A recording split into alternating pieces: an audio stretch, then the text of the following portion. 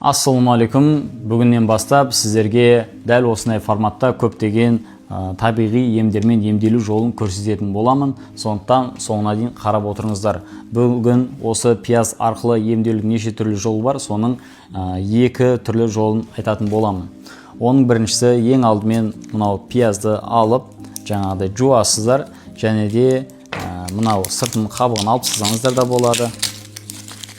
Мынау шашымыз түсіп жатады, әсіресе басқа қалаға көшкен кезде жергілікті климатқа үйрене алмай, я болмаса әртүрлі себептерден шашым түсіп жатады деп соған әртүрлі шампунь қолданып жүргенше, негізі осы пиязды аласыздар да, мына пиязды қалай турайды.